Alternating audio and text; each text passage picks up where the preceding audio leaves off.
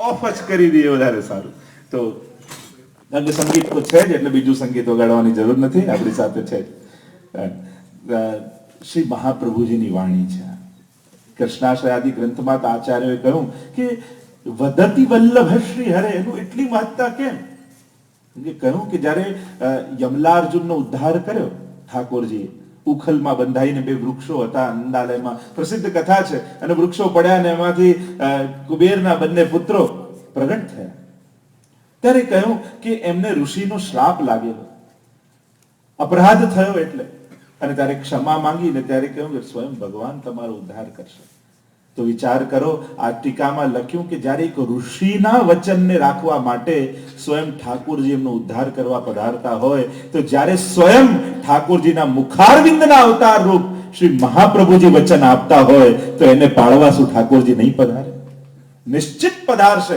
આખો સાર જ એમનાષ્ટકમાં કે વદતિ વલ્લભ શ્રી હરે, આ વલ્લભની વાણી છે, મહત્તા એની જ છે. તમે બધું જ ભાષાંતર વાંચી જાઓ, બધું જ બરાબર છે, પણ પાઠ કરવાનો જ્યારે પણ વારો આવે ત્યારે મૂળ સંસ્કૃતમાં જે વલ્લભની વાણી છે, કરવું તો છે પણ અઘરું પડે, આવડતું નથી. કારણ કે સર્વોત્તમ અઘરું છે, લાંબુ છે, નથી આવડતું. તો કરશો તો જ આવડશે. બાકી એમ બેઠા કોઈ મને આવીને યાદ કરાવી દેશે ને પછી હું કરીશ, પેલું કોઈ એમ વિચારે કે ના તરતા આવડી જાય પછી પાણીને ટચ કરું, નહીં તો સ્વિમિંગ પુલમાં પડું જ નહીં. તો ક્યારે તરતા આવડે? કૂદશો તો તરતાય આવડશે. જે નથી આવડતું એની જ તો કોશિશ કરવાની છે. આવડે જ છે એનો કોઈ પ્રયાસ નથી. નથી આવડતું એ પાઠ 2 વાર કરવાનો. આપણે મૂકી દઈએ કે આ નથી આવડતું, ખરેખર એને 2 વાર કરવાનો, એટલે કે જલ્દી આવડી જાય.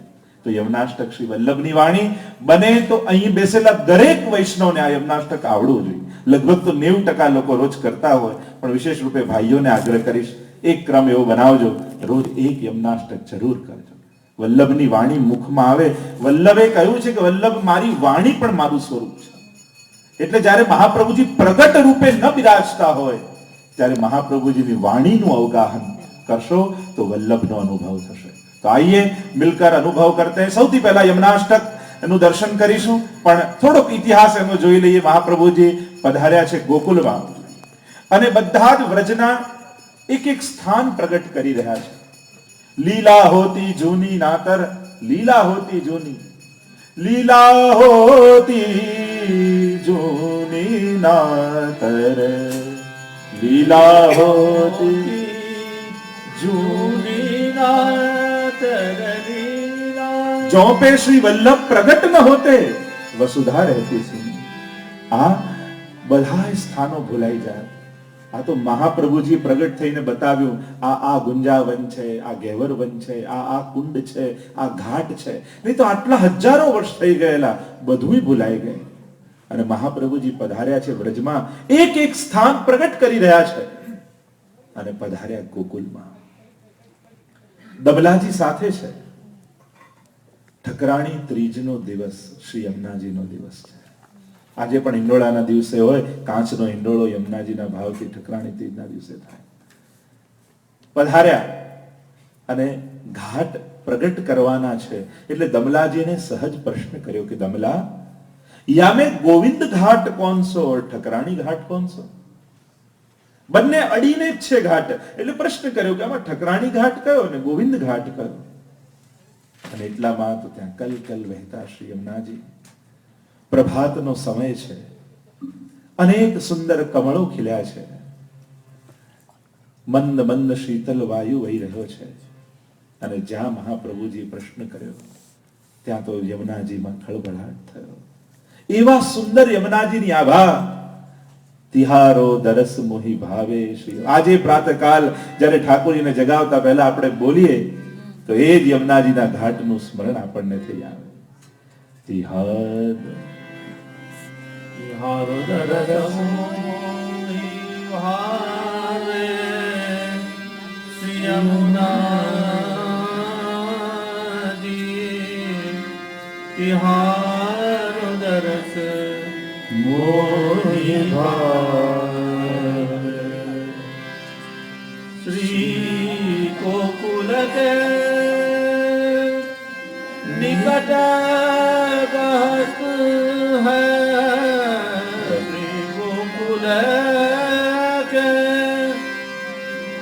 निकट बहत है लहरन की छवियां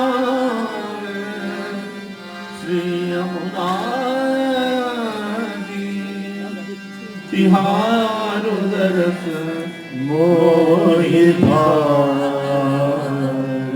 તિહારો દરસ મોહી ભાવે શ્રી યમુનાજી, એવી સુંદર શોભા તટ અંતર રૂડામાં શોભિત જળ ભર્યા. આરતીમાં આપણે ગાતા હોઈએ, કિનારે કલકલ વહેતા યમુનાજી અને મહાપ્રભુજીની જ્યાં અલૌકિક દ્રષ્ટિ પડી, એ જ યમુનાજીના પ્રવાહમાંથી 16 વર્ષ યુવતી સ્વરૂપ મુકુટ કાંચનીનો શૃંગાર ધારણ કરી બોલીએ શ્યામ સુંદર શ્રી યમને મહારાણી કી જય. સાક્ષાત શ્રી યમુનાજીનું પ્રાગટ્ય થયું. ત્યાં ગિરિરાજજી ઉપર શ્રીનાથજી બાવા સાથે મહાપ્રભુજીનું ત્યાં પ્રથમ મિલન કહેવાય. અને ઠકરાણી ત્રીજના દિવસે અહીંયા ગોવિંદ ઘાટ ઉપર શ્રી યમુનાજી સાથે ભૂતલ પર પ્રથમ મિલન કહેવાય. કમળનો એક રસ્તો બન્યો અને પોતાના સુકોમલ ચરણારવિંદને એક એક કમળ પર પધરાવતા પધરાવતા હાથમાં કમળની માળા લીધી છે. બીજા હાથમાં જે પ્રશ્ન કર્યો, 3 કમળ છે.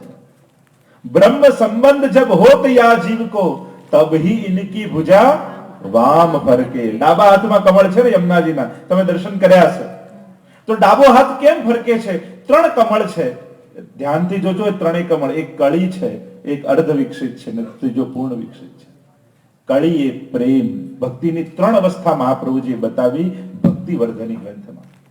કળી એ પ્રેમ છે, અર્ધ વિકસિત એ આસક્તિ છે અને પૂર્ણ વિકસિત કમળ એ વ્યસન છે.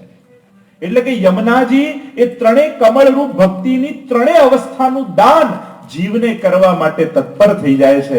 એટલા માટે બ્રહ્મ સંબંધ જબ હોત યા જીવ કો તબ ही इनकी भुजा वाम फरके. ડાબો હાથ ફરકવા લાગે. આ 3 કમળ એ ભક્તિની 3 અવસ્થા છે. અને જીવનું બ્રહ્મ સંબંધ થાય એટલે પહેલી વધાઈ આપવા માટે દોડે યમુનાજી ઠાકોરજીને. દોર કર શોર કર જાય પિયસો કહે કે હે પ્રભુ, આપની નિત્ય લીલામાંથી વિખૂટો પડેલો જીવ આપની લીલામાં આવી રહ્યો છે. અને ઠાકોરજીને પ્રસન્નતા થાય અને 3 કમળ પોતાના જીવને બતાવી ભક્તિની 3 અવસ્થાનું દાન કરે છે. એટલે એ પ્રશ્નનો ઉત્તર એ કે આ 3 કમળ એ 3 ભક્તિની અવસ્થા છે. યા બીજો ભાવ વામ ફરકે, કારણ કે સ્ત્રીનું સૌભાગ્ય ડાબો હાથ જોવાય, પુરુષનો જમણો હાથ જોવાય, અને સ્ત્રીનું સૌભાગ્ય વામ હસ્તમાં છે. એટલે કે યમુનાજી પોતાનું સૌભાગ્ય એ બ્રહ્મ સંબંધી જીવને આપવા માટે તત્પર થઈ જાય છે. તબહી ઇનકી ભુજા વામ ફરકે, એટલે ડાબી ભુજા ફરકે છે. યમુનાજી પધાર્યા.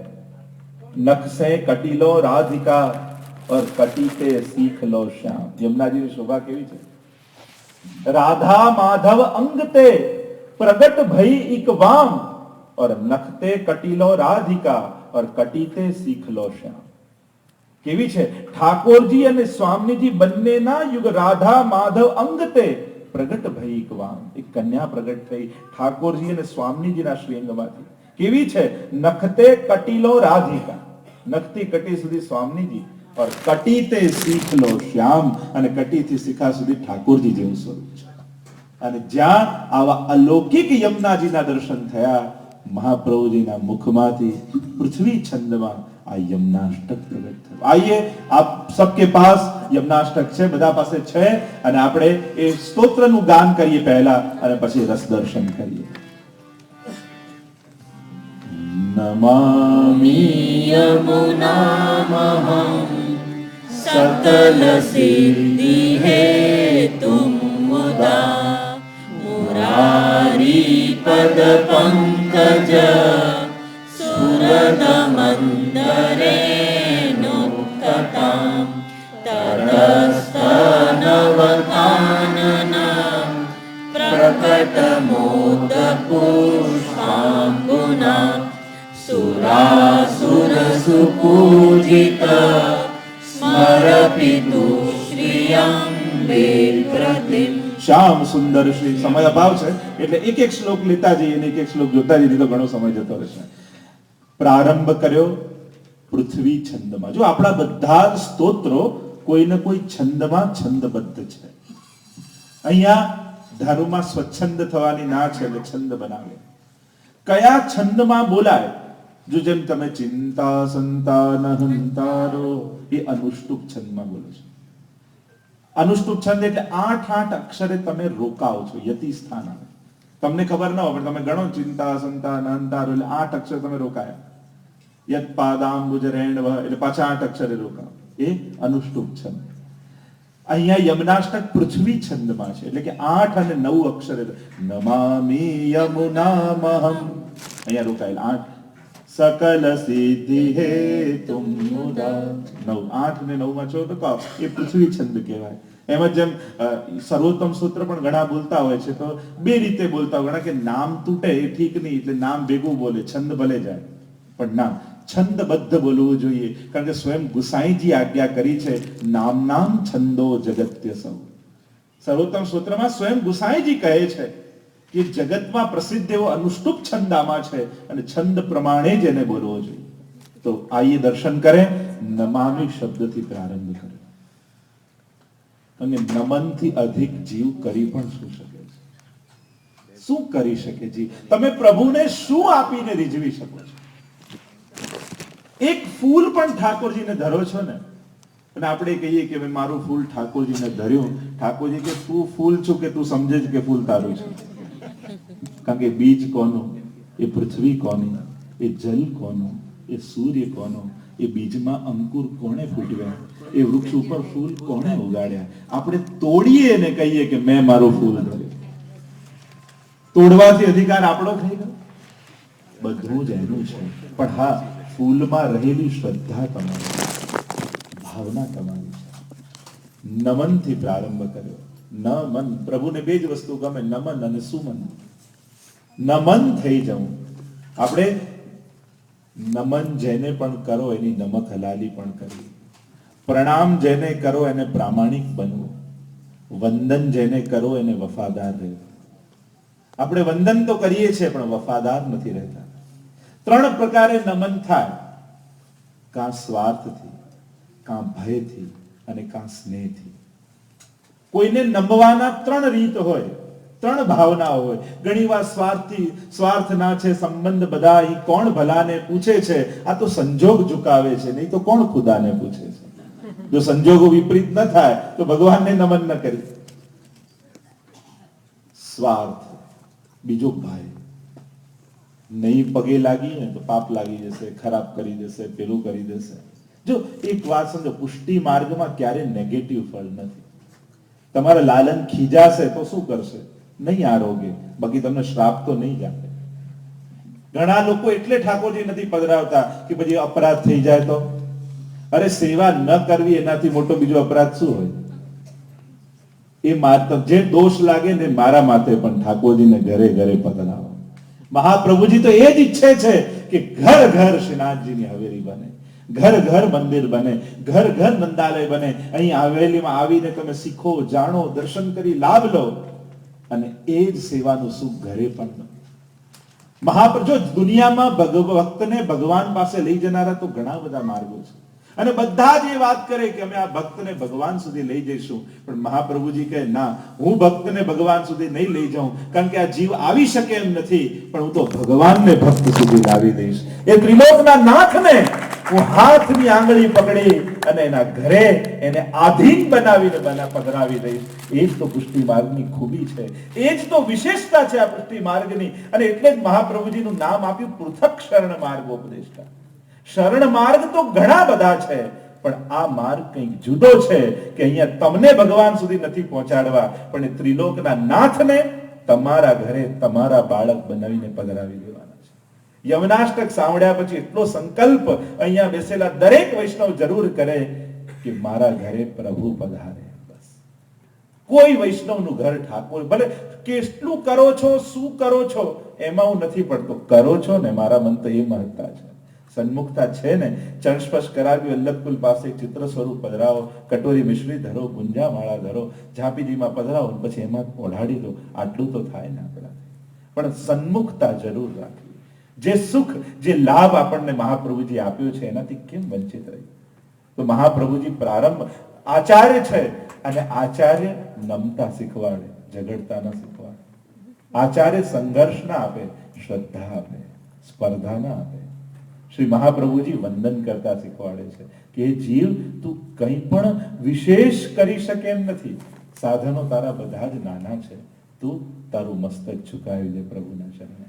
અને યમુનાજીને મસ્તક ઝુકાવતા કહ્યું, નમામિ યમુનામ અહમ સકલ સિદ્ધિ હેતુમ મુદા. કેવા છે યમુનાજી? સકલ સિદ્ધિના હેતુરૂપ એવા યમુનાજીને હર્ષપૂર્વક નમામી, નમન કરું છું. મુદા, આનંદપૂર્વક. જો આપણા પુષ્ટિ માર્ગમાં રડતા રડતા પ્રભુ સન્મુખ ન જવાય. આનંદમાં જવું હોય તો બાળક છે. સ્વયં હરિરાયજી શિક્ષાપત્રમાં આજ્ઞા કરે છે, પ્રભુને તમે જ્યારે દુઃખી થઈને સન્મુખ જાઓ છો તો પ્રભુને ઉદાસીન કરી દો છો. બાળક છે ને, બાળકની આગળ કોઈ રડતું હશે ને તે શું કરશે? એ રડવા લાગશે. અને એની આગળ હસતું કોઈ હશે તો એ હસવા લાગશે.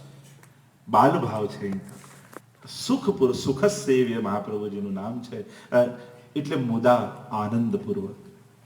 જો જગતમાં આનંદ લેવા માટે લોકો ભગવાન પાસે જાય, પણ આ પૃથક શરણ માર્ગોપદેષ્ટા મહાપ્રભુજી શું કરે છે? આનંદ લેવા નહીં, પ્રભુને આનંદ આપવા એમની પાસે જાય. દુનિયામાં બધે લોકો ભગવાન પાસે હાથ ફેલાવે, પણ પુષ્ટિ માર્ગની મહાનતા જુઓ. અહીં તો ઠાકોરજી હાથ ફેલાવે કે દે દે મૈયા માખન રોટી. આ ખાલી પુષ્ટિ માર્ગ શબ્દ ઉપર કથા થઈ શકે.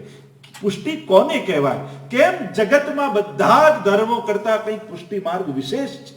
શું એની મહત્તા છે? કારણ કે જ્યાં બધા જ ધર્મો વિરામ લઈ લે છે, ભગવાન મળે ત્યાં દરેક ધર્મ સમાપ્ત, અને પુષ્ટિ માર્ગ તો ત્યાંથી જ શરૂ થાય છે કે બ્રહ્મ સંબંધ લીધું અને લે તને ભગવાન આપ્યા, હવે તારો ધર્મ શરૂ થાય. જ્યાં બધા જ ધર્મોનો વિરામ થાય ત્યાં પુષ્ટિ માર્ગની શરૂઆત થઈ જાય છે. બધે ભગવાન મળે એટલે સમાપ્તિ, અને અહીંયા તો શરૂઆત જ ભગવાન મળે ત્યાંથી થાય છે. એટલે જ્યાં બધાનો અંત ત્યાં અહીંયાનો પ્રારંભ છે. આ પુષ્ટિ માર્ગનું જે દિવસે તમને જ્ઞાન અને ગૌરવ પેદા થશે ત્યારે ખબર પડશે કે આ માથે તિલક અને કંઠી પહેરીએ છે એની મહત્તા શું છે. નમન કર્યા છે. કેવા યમુનાજી છે? સકલ સિદ્ધિ હેતુ. સકલ સિદ્ધિના હેતુરૂપ યમુનાજી છે. તો સકલ સિદ્ધિ કઈ? આ જગતમાં બધા જ આપે છે એવી સિદ્ધિઓ? ગુસાઈજી કહે ના ના, એ તો દેવી દેવતા સાધારણ ઉપાસનાથી પણ મળી શકે છે. પછી યમુનાજીને ભજવાની કેમ જરૂર? ગુસાઈજી કહે ટીકામાં કે યમુનાજી જે સિદ્ધિ આપે છે બીજું કોઈ નથી આપી શકતું. તો કઈ સિદ્ધિ આપે છે? જો પુષ્ટિ માર્ગ કોને કહેવાય? કે જ્યાં મહાપ્રભુજી તમને સાધન નહીં પણ ફળ આપે છે, એ માર્ગ પુષ્ટિ માર્ગ. બીજે બધે જ તમને સાધનો આપવામાં આવશે, પુષ્ટિ માર્ગમાં તમને ફળ આપવામાં આવશે. અહીંયા યમુનાજી શું આપે છે? સકલ સિદ્ધિઓ જે જગતમાં પ્રસિદ્ધ છે, અનેક અનેક જ્યાં બી તે ઉપાસના કર દેવી દેવતા આદિની થતી હશે, બધે જ કોઈ ને કોઈ સિદ્ધિઓ છે. સકલ સિદ્ધિ કે તુમ જો દાતા, હનુમાન ચાલીસામાં પણ આપણે કહીએ છીએ. અનેક અનેક દેવી બધાની ઉપાસનામાં સકલ સિદ્ધિઓ મળે છે. તો શું યમુનાજી એક સિદ્ધિ આપવાના છે કે ના? यमुनाजी यहाँ बात कुछ और है. यमुनाजी की 4 सिद्धियों श्री गुसाई जी जनावी टीका. पहली सकल सिद्धि नो अर्थ करता कहूं, पहली सिद्धि यमुनाजी आपे कि साक्षात सेवो उपयोगी देह तमने आपे छे. કારણ કે લૌકિક દેહથી અલૌકિક પ્રભુને સેવી શકાતા નથી. બ્રહ્મ સંબંધ શા માટે લઈએ છીએ? જો પ્રભુને 3 સાધનોથી આપણે પ્રસન્ન કરીએ છીએ, આપણું તન, મન અને ધન. હવે આ ત્રણેય લૌકિક છે, તો લૌકિક સાધનથી અલૌકિક એવા પ્રભુને કેમ રીઝવી શકાશે? સાધનો જ લૌકિક હોય અને પ્રભુ તો પરમ અલૌકિક છે, તો લૌકિક સાધનોથી એમને કેમ રીઝવાય? અને એટલે બ્રહ્મ સંબંધ દ્વારા આપણું તન, મન, ધન ત્રણે ભગવત સમર્પિત કરી દઈએ છીએ. અને શાસ્ત્ર એમ કહે છે, જેનો પણ એકવાર ભગવત સંબંધ સંપાદિત થાય એ વસ્તુ લૌકિક રહેતી નથી. એટલે બ્રહ્મ સંબંધ દ્વારા સમર્પણ કરી દીધું, ભગવત સંબંધ સંપાદિત કર્યો, એટલે હવે આ ધન દ્વારા પ્રભુ રાજી થશે, હવે આ તન દ્વારા પ્રભુ સેવા સ્વીકાર કરશે, અને હવે આ મન દ્વારા પ્રભુ રીઝવી શકાશે. તો યમુનાજીની પહેલી સિદ્ધિ અલૌકિક દેહની પ્રાપ્તિ, સેવોપયોગી દેહની પ્રાપ્તિ કરાવે. અને સેવોપયોગી દેહ 2 પ્રકારનો, એક તો આ ભૂતલ પર અને એક નિત્ય લીલામાં અલૌકિક દેહની પ્રાપ્તિ. ભૂતલ પર ઘણા માજીઓને આપણે જોઈએ દર્શન કરવા 2 જણા પકડીને ધીમે ધીમે લાવતા, પણ જ્યાં નિજ મંદિરના દરવાજા ખુલે તો એવા ભાગે આપણને લાગે આ એ જ માજી છે કે કોઈ 16 વર્ષની કન્યા છે. આ અલૌકિક સામર્થ્ય ક્યાંથી આવે? ઘણા હું તો એવા જીવોને ઓળખું છું, સેવામાં જાય માજી વાહ દોડાદોડી કરતા હોય, માળા પરોવી લે, શૃંગાર કરી લે, પણ જ્યાં સેવાથી બહાર આવે તો ન દેખાય, ન સંભળાય, ન ચલાય. આપણે લાગે આ સામર્થ્ય ક્યાંથી આવ્યું? આ શ્રી યમુનાજીની દેન છે. શેઠ પુરુષોત્તમદાસની વાર્તામાં નથી આવતું? એમના દીકરા ગોપાલદાસને એમ થયું કે હવે બાપુજી ઉંમરવાળા થઈ ગયા છે, એટલે હવે મારે સેવામાં જવું છે. આટલી આયુ થઈ ગઈ છે, આમની કેમ સેવામાં જતા હશે? સંશય થયો. એટલે સવારે સ્નાન કરીને જ્યાં અપરસમાં આવ્યા ગોપાલદાસ, પુરુષોત્તમદાસ સમજી ગયા કે અમને શંકા થઈ છે, અને જ્યાં દીકરાને જોયું ગોપાલદાસે, જોયું શેઠ પુરુષોત્તમદાસ 16 વર્ષના યુવાન દેખાયા. થયું મહારીરાયજીએ કહ્યું કે સેવામાં ક્યારે આયુષ્ય લાગતું નથી. શું ગોપાલદાસ, બહુ સુંદર વાત હરિરાયજીએ કરતા ભાવ પ્રકાશમાં લખ્યો. શું ગોપાલદાસ એમ માને છે કે યુવાનીથી સેવા થાય છે? શું ગોપાલદાસ એમ માને કે ધનથી સેવા થાય? શું મોટા મકાનથી સેવા થાય? સેવા કોઈ સગવડોથી થાય છે? ના, હરિરાયજી સ્પષ્ટ લખ્યું, સેવા સગવડોથી નહીં, પણ સેવા તો એ જ કરી શકે છે જેના પર શ્રી વલ્લભની કૃપા હોય, શ્રી યમુનાજીની કૃપા હોય. એના હાથે ઠાકોરજી સેવા લે. બાકી સગવડતાઓ તો ઘણાને છે, પણ એમના ઘરે સેવા નથી. તમે જો એમ માનતા હો કે સગવડતાથી સેવા થાય, ના. 84-252 ની વાર્તામાં વાંચશો ને, 99% લોકો એવા જ છે કે જેમને ત્યાં કોઈ સગવડતા નથી, ભોગ ધરવાને ભોજને નથી, તોય સેવા કરી છે. આપણે બધા એક્સક્યુઝ કાઢીએ કે સિંહાસન નથી એટલે સેવા નહીં, મકાનમાં જગ્યા નથી એટલે સેવા નહીં, અપરસ નથી એટલે સેવા નહીં, કુવાનું જળ નથી એટલે સેવા નહીં, ઝાડી નથી એટલે સેવા. ઠાકોરજી કે આ બધું મારા વૈકુંઠમાં છે, પણ ત્યાં તું નથી એટલે હું તારા ઘરે આવ્યો છું. ઠાકોરજી આપણા માટે આપણા ઘરે આવે છે, આપણી વસ્તુ કે આપણી સગવડતા માટે નહીં. કારણ કે ઘરમાં ગમે તેટલી સગવડતા કરો, એ વૈકુંઠ જેવું સુખ તો નથી જ આપી શકવાનું. પણ ઠાકોરજી કેમ તમારે ત્યાં આવ્યા? કારણ કે ત્યાં તમારી કમી લાગી એટલે તમારા ઘરે આવ્યા છે. અને આપણે બધા બાના કાઢીએ પણ કે આ નથી, આ નથી. ઠાકોરજી કે પણ હું આ બધા માટે ક્યાં આવ્યો છું? હું તો તારા માટે આવ્યો છું. અને આપણે કહીએ કે ના ના, આ બધું છે એટલે ઠાકોરજી નહીં. પ્રભુ કેટલું એડજસ્ટ કરે છે. વૈકુંઠનું સુખ છોડી આપણા રસોડાના 2x2 ના ખાનામાં રહેવા તૈયાર થાય છે કે ચલ હું બધું જ એડજસ્ટ કરવા તૈયાર છું, તું મને એડજસ્ટ થઈ જા. આપણે કહીએ પ્રભુ ક્ષમા કરજો, અમને નહીં થાય. અને મહાપ્રભુજી આજ્ઞા કરે, કૃષ્ણ સેવા સદા કાર્ય. સન્મુખતાથી મોટો બીજો કોઈ ગુણ નથી. પ્રભુને ગમે તેટલી અગવડતા હોય, પણ મંગળામાં જ્યાં તમારું મુખ જુએ ને, ઠાકોરજીનો બધો પરિશ્રમ નથી. એ તમારાથી રાજી છે, તમારી વસ્તુઓથી રાજી નથી. આ વાત જે દિવસે સમજાઈ જશે, એ દિવસે બધા જ પ્રશ્નો સમાપ્ત થઈ જશે. પ્રભુ તમારા માટે આવ્યા છે એટલું જ મનમાં બેસી જશે ને, પછી આ ભોગ ધરવું કે નહીં, આ મિશ્રી ધરાય કે નહીં, બારગામ ડબરો મૂકીને જવાય કે નહીં, આ બધા પ્રશ્નોના જવાબ મળી જશે. જે દિવસે પ્રગટ જાણશો, એ દિવસે કોઈ સંશય નહીં રહે. આ બધા પ્રશ્નો કેમ છે? કારણ કે હજી પ્રગટ નથી જાણ્યા. એટલા કે આ મિશ્રી, ઘણા કે માં તો મિશ્રી ના ઠાકોરજી, ઘણા કે સખડી ના ઠાકોરજી. ઠાકોરજી મિશ્રી ના ના હોય, મિશ્રી ભોગ એમને. મારે સખડી ના ઠાકોરજી, ના મિશ્રી ના. ઠાકોરજી ક્યાં એવું કહ્યું નથી કે સકડી ધરે એના પર 100% કૃપા, સકડી ધરે એના પર 75% કૃપા કરવાની, દૂધઘર ધરે એના પર 50%, મિશ્રી ધરે એના પર 25%. પણ એનો અર્થ એ નથી થતો કે બધું. મહાપ્રભુજીનો સિદ્ધાંત સર્વ સમર્પિતમ, બધું જ. એ આપણો સેવક ધર્મ છે. પણ જે પણ કરો ને ઉત્સાહથી, ભલે બીજું કઈ અનુકૂળતા નથી. મિશ્રી પણ ધરો છો, રડતા રડતા નહીં ધરો, કઈ નથી થતું, મિશ્રી ધરી એમ કે સાવ રડતા રડતા નહીં. એ પણ તો ઠાકોરજીને ઉદાસીનતા આવી, એ પણ ધરો કે ઉત્સાહથી. જો ઠાકોરજીની વલ્લભની કેટલી કૃપા છે કે મારા જેવાના ઘરે ઠાકોરજી બિરાજે છે. આ હાથે ઠાકોરજી મિશ્રીની કણિકા આરોગે છે. કેટલી કૃપા મારા. એવા અહોભાવથી કરો તો ઠાકોરજીને મિશ્રી આરોગવાનો આનંદ આવે. એક તો ધરીએ મિશ્રી ને એમાં પાછું મૂળે બગાડી નાખીએ ઠાકોરજી. તો કમથી કમ મૂળ તો સારો બનાવો ઠાકોરજી માટે કે ના, ઠાકોરજી કૃપા કરી આપ મિશ્રી આરોગો છો, કેટલી કૃપા આપની છે. તો ભાગ્યશાળી જે જીવો છે જેને ત્યાં ઠાકોરજી બિરાજે, સૌભાગ્યશાળી જીવો છે. હું તો ઘણી વાર કહું કે ભગવાન મળે, ભાગ્યશાળીને ભગવાન મળે, પણ સૌભાગ્યશાળીને સેવા મળે છે. સેવા ગમે તે ઠાકોરજી કોઈને આપતા નથી. એ તો જેને પોતાના ગણ્યા હોય એના હાથે ઠાકોરજી સેવા. તો નમામ, તમે મને યાદ અપાવતા રહેજો, મારે યમનાષ્ટક પૂરું કરવાનું છે. નમામિ યમનામહં સકલ સિદ્ધિ હે તુમ મુદા. તો સકલ સિદ્ધિ શું છે? પહેલી સિદ્ધિ સાક્ષાત સેવો ઉપયોગી તે. તમને એમ થાય કે આ શરીર ચાલતું નથી, આમ થતું નથી, દેખાતું નથી, કેમ કર? યમનાષ્ટકનો પાઠ કરજો, યમુનાજીને વિનંતી કરજો, યમુનાજી એવી અનુકૂળતા કરી દેશે કે સેવામાં અલૌકિક સામર્થ્ય આવી જશે, અલૌકિક દેહ મળી જશે. ઘણા જીવોને મેં જોયા છે જે કરતા હોય છે આ રીતે, અને યમુનાજીની કૃપા પ્રગટ દેખાય કે આ યમુનાજીની કૃપા આમના ઉપર છે. બીજું સકલ સિદ્ધિમાં કહ્યું, આ નેત્રોથી પ્રગટ લીલાના દર્શન યમુનાજી કરાવે, આ બીજી સિદ્ધિ. જો આ બધું કોઈ આપી શકતું નથી, બધા જ ભગવાન વિશે કહેશે, મહાપ્રભુજી ભગવાનને કહે છે. બધા જ ભગવાન વિશે આ ભગવાન પ્રાપ્તિના સાધનો આપશે, મહાપ્રભુજી તો ભગવાન આપે છે. પુષ્ટિ માર્ગ તમને ઠાકોરજી આપે છે, ઠાકોરજીના સાધનો નથી આપતો. પુષ્ટિ માર્ગમાં કોઈ પણ વસ્તુ સાધનાત્મક નથી, બધું જ ફલાત્મક છે. તો તમે કોઈ માળા કરીએ, પાઠ કરીએ, આ બધું સાધન નહીં ના, ક્યારે સાધન માનીને કરતા પણ નહીં.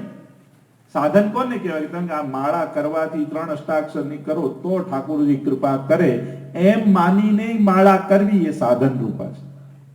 તો માળા કરતા ઠાકોરજી કરતા માળા મોટી થઈ ગઈ કે આ ફેરવો એટલે અમને કૃપા કરવી જ પડે, તો સાધન બની ગયું. ના, વિચારવાનું એવું, જો ઠાકોરજીની કૃપા થઈ કે આજે 3 માળા કરી શકે, આ ફલાત્મક માળા. યમનાષ્ટકનો પાઠ કરો તો યમુનાજી કૃપા કરે, તો યમનાષ્ટક સાધન બની ગયું. સાધન મહાપ્રભુજી આપ્યું જ નથી. એમ નહીં માનવાનું કે યમનાષ્ટક કરવાથી યમુનાજી કૃપા કરશે. વિચાર એવું, જો યમુનાજીની કૃપા થઈ કે હું રોજ 9 યમનાષ્ટક કરી શકું છું, આ કૃપાના ફળ રૂપે છે. જે દિવસે આ વસ્તુ સાધન બનાવશું ને તો દ્રષ્ટિ આનો આનંદ ગુમાવી બેસશો. યમનાષ્ટક કરવાનો દ્રષ્ટિ ક્યાં રહેશે? આમ આકાશમાં યમુનાજી કૃપા કરે છે કે નહીં? ઘણા તો માળા ફેરીને ઉપર જુએ કે કઈ આવ્યું નહીં હજી સુધી. સાધન ના, કારણ કે પછી માળા કરવાનો આનંદ જ ગુમાવી બેસે. માળાને એન્જોય કરો, માળાને માણો. ઠાકોરજીની કેવી કૃપા છે, મણકે મણકે ઠાકોરજીનું નામ લેવાય છે. આ કલયુગમાં કઠિન છે, પણ ઠાકોરજી કૃપા કરીને એમનું નામ મારા મુખમાં આપ્યું. આ ફલાત્મક જપ કહેવાય, આ ફલાત્મક પાઠ કહેવાય. યમુનાજીની કેટલી કૃપા કે મારા મુખથી યમનાષ્ટક નીકળે, તો એ દિવસે તમે યમનાષ્ટકને માણી જશો, એનો આનંદ માણી જશો, તો એક રસ બદલાઈ જશે. સકલ સિદ્ધિમાં બીજી સિદ્ધિ ભગવદ લીલાનું દર્શન, ત્રીજી સિદ્ધિ ભગવદ રસનો અનુભવ, નિત્ય લીલા રસનો અનુભવ યમુનાજી કરાવે. અને ચોથી સિદ્ધિ કહેતા કહ્યું કે શ્રી યમુનાજી એવી કૃપા કરે, તમને સર્વાત્મ ભાવનું દાન યમુનાજી. સર્વાત્મ ભાવના 2 અર્થ આચાર્યોએ કર્યા, એક સર્વોપી ભાવ અને એક સર્વસ્મિન ભાવ. સર્વાત્મ ભાવનો એક સાધારણ અર્થ છે, એ છે કે બધામાં આત્મભાવ થવો, એ સર્વાત્મ. અને પુષ્ટિ માર્ગ પ્રમાણે મહાપ્રભુજી અર્થ કરે છે કે સર્વ ભાવો ઠાકોરજીમાં લાગી જવા, એ જ સર્વાત્મ ભાવ છે. સર્વદા સર્વ ભાવેન ભજનીયો વ્રજાતિ સસ્યાયમેવ ધર્મો હિ નાન્યક્વાપી. સર્વ જેટલા પણ ભાવો આપણી અંદર છે એ બધા જ ઠાકોરજીમાં જોઈ લેવા. ઘણા કે પ્રભુને કયા ભાવથી લાલ લડાવવા? મહાપ્રભુજી કહ્યું સર્વ ભાવે. તમારી અંદર જેટલા પણ ફિલિંગ્સ છે એ બધા જ આપણે ત્યાં જો ઠાકોરજીને બધા પવિત્ર હોય તો ગુરુ રૂપે પવિત્ર પણ ધરાવી દઈએ, રક્ષા ધરાવવાની હોય તો રક્ષાએ ધરાવી દઈએ, રથમાં પણ પધરાવી દઈએ, કુંજમાં પણ પધરાવી દઈએ અને પલ્લામાં ઝુલાવી દઈએ. જેટલા ભાવો છે એ બધા જ ભાવોથી પ્રભુને નામ. અને પ્રભુ જ એક એવા છે જેમાં સર્વ ભાવો સિદ્ધ થઈ છે. તો નમામિ યમનામહં સકલ સિદ્ધિ હેતુ મુદા મુરારી પદ પંકજ સ્ફુરત મંદરેણુત્કટામ. યમુનાજીનું તો શું દર્શન કરાવું? મહાપ્રભુજીને કેવું દર્શન? મુરારી પદ. યમુનાજીની વિશેષતા શું છે? યમુનાજીમાં જલ કરતા પણ રજ અધિક છે. અને રજ કોની છે? બહુ જ વિચારીને મહાપ્રભુજી મુરારી શબ્દનો પ્રયોગ કર્યો. મુરારી પ્રભુની. મુરારી પદ એટલે ચરણ, પંકજ એટલે કમળ. મુરારી પદ પંકજ સ્ફુરદ અમંદ રેણુ ઉત્કટામ એટલે કે જલ કરતા પણ રેણુ વધારે છે. ઠાકોરજી રોજ વિહાર કરવા અને કરતા હતા એમ ન વિચારશો ક્યારે પણ. તો ઘણી વાર કહું, વ્રજમાં ભૂતકાળ ગોતવા ક્યારે જતા નહીં. વ્રજમાં શેના માટે જાઓ છો? પેલું 5000 વર્ષ પહેલા ભગવાને જે લીલાઓ કરી ને જોવા જઈએ. જો ભૂતકાળ ગોતવા વ્રજમાં જશો ને તો ધૂળ, ઢેફા ને કાદવ ને કચરો સિવાય કઈ નહીં દેખાય. ભૂતકાળ ગોતવા ન જતા, આજે પણ જે લીલા થઈ રહી છે એના રસનો વ્રજમાં સદાય વર્તમાન કાળ જ ચાલે છે, ભૂતકાળમાં. પ્રભુની લીલાઓ ક્યારે નિત્ય લીલાવાદ છે બ્રહ્મસૂત્રમાં. પ્રભુની લીલા નિત્ય હોય છે, ક્યારે પણ પાસ્ટ નથી હોતો, ભૂતકાળ નથી, એ સદાય થઈ રહી છે. આજે પણ વ્રજમાં, આજે પણ ઠાકોરજી રોજ યમુનાજીમાં પોતાના ચરણની રજ પધરાવે. હવે આ રજમાં તો કેટલા ભાવો છે, કારણ કે કેવલ પ્રભુની રજ નથી, જેટલા યુથ છે ને ગોપીજનોના, એમના ચરણની રજ પણ યમુનાજીમાં છે. એટલે કે સકળ રસરૂપ યમુનાજી છે. મુરારી શબ્દનો પ્રગંગ, મૂળના અરી એ મુરારી. કારણ કે જયારે 16,000 કન્યાઓને કેદ કરી દીધી ને મૂર દૈત્ય ભૌમાસુરે, અને મૂર નામનો દૈત્ય એનો ચોકીદારી કરતો હતો કિલ્લાનો. એટલે કે ભગવાનને મળવામાં પ્રતિબંધ રૂપ હતો અને ભગવાને એને માર્યો. એટલે કે યમુનાજીમાં એમના ચરણની રજ છે કે જે ભગવાનને મળવામાં પ્રતિબંધ છે, એ દોષોનું નિવારણ કરવાનું સામર્થ્ય યમુનાજીમાં રહેલા રજનું છે. અને એટલે જ જો લોટીજીની સેવાનો ક્રમ તો બહુ પાછળથી આવ્યો. 84-252 માં જોશો ને તો ગુસાઈજીએ લગભગ બધાને યમુનાજીની રજ જ સેવામાં પધરાવી છે. જલનો સેવાનો ક્રમ તમને 84-252 માં જલ્દી નહીં મળે. તમે જો થોડુંક અધ્યયન પ્રમાણે દર્શન કરશો તો બધે જેમ કિશોરીબાઈ આદિના પ્રસંગમાં તમે જો તો યમુનાજીની રજ પધરાવી છે, જ્યાં જલ કરતા પણ રજની મહત્તા અધિક છે. એટલે કે જલની મહત્તા ઓછી નથી થતી, પણ રજની મહત્તા એના કરતા પણ અધિક છે, કારણ કે ત્યાં યુગલ સ્વરૂપની રજ છે શ્રી યમુનાજીના તટ ઉપર. અને એનો તો ઘણો વિસ્તાર છે, હું બહુ સંક્ષિપ્તમાં, કારણ કે પછી દર્શન નહીં થાય.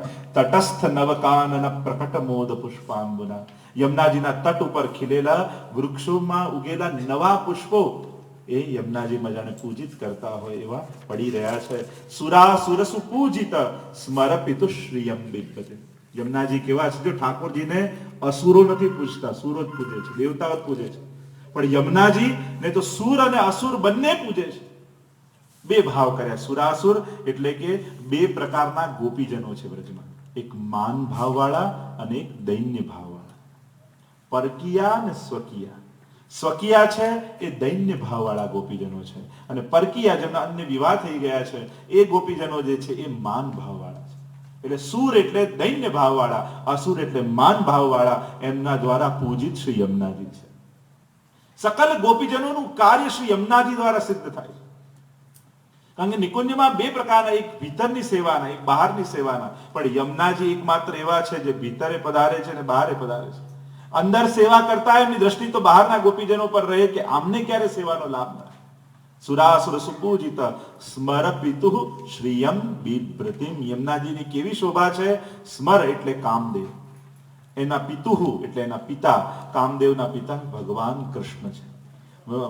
માનસમાં એવી કથા આવે છે કે જ્યારે મહાદેવજીને મોહિત કરવા માટે કામદેવ ગયો, અને ત્યારે મહાદેવજી પોતાનું ત્રીજું લોચન ખોલ્યું અને એમની દ્રષ્ટિ જ્યારે કામદેવ પર પડી તે બળીને ભસ્મ થઈ ગઈ. અને ત્યારે એમની પત્ની રતી રડતી રડતી મહાદેવજી પાસે આવીને કહેવા લાગી કે મારા પતિ મને ક્યારે પ્રાપ્ત થશે? અને ત્યારે કહું જબ જદુવંશ કૃષ્ણ અવતારા કૃષ્ણ તનય હોહી પતિ તોરા. જ્યારે કૃષ્ણ અવતાર થશે ત્યારે એમના પુત્ર રૂપે તારા પતિદેવ તને પાછા મળશે. અને એટલે કામદેવનું શરીર નથી, એટલે જ એનું નામ છે અનંગ. અનંગ કોટી લાગે, જેનું અંગ નથી, અનંગ એટલે કામદેવ. અને એ જ પ્રદ્યુમ્નજી રૂપે અલૌકિક કામદેવનો અવતાર ભગવાનના પુત્ર રૂપે પ્રગટ થયા. અને એટલે યમુનાજીની શોભા કેવી છે? સ્મરપિતુ એટલે ઠાકોરજી, શ્રીયમ એટલે એની શોભાને, બિભ્રતિમ એટલે ધારણ કરવાવાળા. સાક્ષાત ઠાકોરજી તમને લાગે એવી શોભાને ધારણ કરવા વાળા યમુનાજી છે. અને એટલે યમુનાજીના સ્વરૂપનું જો દર્શન કરીએ, એમની શોભાનું, તો બે પ્રકારના શૃંગાર યમુનાજીના છે. એક ચુંદડીએ ચટકાળ્યામાં, જે આરતીમાં આપણે ગાઈએ છીએ, અને બીજા છે મુકુટ કાષ્ટીનો શૃંગાર. બે પ્રકારના. એક ચણિયા ચોળી ધારણ કરે એટલે ચુંદડી મનોરથ આદિ થતું હોય છે, કારણ કે એ સૌભાગ્યનું પ્રતીક છે. અને જ્યારે જ્યારે અહીંયા પણ કંઈ થવાનું છે ચુંદડી મનોરથ, એ જે એમાં ભાગ લે એનું સૌભાગ્ય અખંડ યમુનાજી કરી. એટલે અહીંયા થાય તો આમાંથી એકે વૈષ્ણવ વંચિત ન રહેશો. અનેક વૈષ્ણવની એક એક ચુંદડી યમુનાજીના મસ્તક પર ઉડાડવામાં આવે, અને ભાગ્ય સૌભાગ્ય શ્રી યમને જો દે, એ અખંડ સૌભાગ્યનું દાન યમુનાજી કરે. તો ચુંદડી, મુકુટ, ચણિયા ચોળી અને ચુંદડીના વસ્ત્રો, અને બીજા છે મુકુટ કાછડી. ભાવ એ છે જે પ્રસિદ્ધ પ્રસંગ છે કે જ્યારે માન લીલા ઠાકોરજી અને સ્વામીજીએ કરી અને એકબીજાથી માન ધારણ કરવું એટલે રિસાવવું. અને ઠાકોરજી સ્વામીજીને તુરંત મનાવી લીધા. પણ હવે ઠાકોરજીનો વારો આવ્યો અને જ્યારે ઠાકોરજી માન ધારણ કર્યું, કેમે કરીને માની, બધાને બોલાવે, લલિતાજી, વિશાખાજી, બધાએ કોશિશ કરી પણ પ્રભુનું માન દૂર થતું નથી. અને હવે યમુનાજીને, જો તમે આરતીમાં ગાતા હો છો ને, ગહેવર વન ચાલ્યા, ગહેવર વન ચાલ્યા, મા ગંભીરે ઘેર્યા, ચૂંદડીએ ચટકાયા, પહેર્યા ને લહેર્યા. ગહેવરવન, આમાંથી વ્રજ ગયા છો તમે? ગહેવરવન ગયા છો? જ્યાં બેઠકજી છે મહાપ્રભુ, ત્યાં યમુનાજી છે? યમુનાજી છે? વહે છે યમુનાજી? તો બૂમો પાડી પાડીને બધા ગાય, ગહેવરવન ચાલ્યા, ગહેવર, ત્યાં ક્યાં યમુનાજી છે? તો યમુનાજી છે જ ને. પછી કેમ આરતીમાં બૂમો પાડી પાડીને ગાઈ, ગહેવરવન ચાલ્યા, બીજે ક્યાંય નહીં, ગહેવરવનમાં શું છે? પણ ગહેવરવન જઈએ તો ઉપર મોર કુટીર, માન કુટીર છે, બરસાના આવે ત્યાં ઉપર જઈએ તો ત્યાં આ લીલા થઈ છે કે ઠાકોરજી માન ધારણ કર્યું અને યમુનાજી હાથમાં કમળની માળા લઈ ગહેવરવન ચાલ્યા, એટલે કે ઠાકોરજીને મનાવવા જોઈએ. ઠાકોરજી જેવો જ શૃંગાર ધારણ કર્યો છે. અને જ્યાં ઠાકોરજીએ જોયું, અરે મારા જેવા પ્રભુ લીલામાં બીજા ક્યાંથી આવી ગયા, તુરંત હસી પડ્યા. શ્રી યમુનાજીને જોઈને એમનું માન દૂર થયું અને ત્યારે ઠાકોરજી આજ્ઞા કરી કે હવે જ્યારે અમારી કુંજમાં પધારો ત્યારે આ જ શૃંગાર અને વસ્ત્રો ધારણ કરીને પધારો. એટલે યમુનાજી પોતાની કુંજમાં વિરાજતા હોય ત્યારે ચુંદડી આદિના વસ્ત્રો ધારણ કરે, ચણિયા ચોળી ધારણ કરે, અને જ્યારે ઠાકોરજીની કુંજમાં પધારે ત્યારે મુકુટ કાછીનો શૃંગાર થાય. એ હાથમાં કમળની માળા, બીજું કાંઈ નથી. અનેક અનેક એના ભાવો છે. એક ભાવ એવો છે કે જ્યારે અક્રૂરજી, મારે ઘડિયાળ જોતા ખબર છે કારણ કે સમય, કારણ કે બીજા શ્લોકો પણ જેટલું પણ પાન કે જો યમુનાજી તમે કિનારે જાઓ, ચિલ્લુમાં ખાલી પાન કરો તો તમે શું યમુનાજીના પાન કરી નાખો. કોઈ કે આખા યમુનાજીના પાન કરી લીધા, પણ એક અંજલિમાં પાન કરી તો કહીએ છે એમ જ કે યમુનાજીના પાન કર્યા. એમ ભલે યમુનાષ્ટકના 3 શ્લોક થાય ને તો યમુનાષ્ટકના રસપાન કર્યા જ કહેવાય, ભલે આખા એ ન થાય. પણ એક બીજો ભાવ કે જયારે અક્રૂરજી લઈને આવી ગયા ઠાકોરજીને બ્રજમાંથી પધરાવી, અને રાધાજીએ જ્યારે એ સમય પ્રભુના ચરણાવીને પકડ્યા કે પ્રભુ આપના વગર તો કેમ જીવીશ, અમારું અસ્તિત્વ કેમ સંભવ થાય પ્રભુ. અને ત્યારે પ્રભુએ કહ્યું કે અરે સ્વામીજી, આપને પણ આ સંશય, હું ને આપ કઈ જુદા છે? આંખો બંધ કરીને જો, હૃદયમાં હું જ બિરાજું છું. કેમ એ કરીને સ્વામીજીને મનાવ્યા, પણ ગોપીઓ રડતા રહી ગયા અને પ્રભુનો રથ આગળ વહી ગયો. અને પ્રભુનો રથ આવ્યો મથુરા. અને ત્યારે અક્રૂરજીને પ્રભુએ કહ્યું કે અહીં વિશ્રામ કરી લઈએ થોડી વાર. અક્રૂરજી કહ્યું જેવી આપની ઈચ્છા. જે ઘાટ પર વિશ્રામ કર્યો એનું નામ વિશ્રામ ઘાટ પડ્યું. અને ત્યાં ઠાકોરજીને તાપ થયો બ્રજનો. અરે સ્વામીજીને તો મેં મનાવ્યા, પણ મારા અન્ય વ્રજભક્તોનું શું? મારા વગર એ કેમ જીવશે? અને ત્યારે મનોમન ઠાકોરજી યમુનાજીનું સ્મરણ કર્યું અને ત્યાં સાક્ષાત યમુનાજી પ્રગટ થયા. અને યમુનાજી પ્રગટ થયા ત્યાં પોતાના મસ્તકનો મુગટ કાઢીને શ્રી યમુનાજીના મસ્તક પર પધરાવ્યો. પોતાની વ્રજલીલાના સાક્ષી રૂપે કાચની આપે વડી કરીને યમુનાજીને ધારણ કર્યા અને કહ્યું, અરે યમુનાજી, સ્વામીજીને તો અમે મનાવી દીધા, પણ મારા અન્ય વ્રજભક્તો મારા વગર કેમ જીવશે? હવે જ્યારે જ્યારે એમને મારા માટે તાપ થાય અને જ્યારે મારું સ્મરણ કરે ત્યારે આ શૃંગાર વસ્ત્ર ધારણ કરી આપે એમની સામે પ્રગટ થઈ જજો, એટલે એમને એવો જ અનુભવ થશે જાણે કે સાક્ષાત હું મળી ગયો. સ્વામી સ્મરણાત સ્વીય દર્શનાત.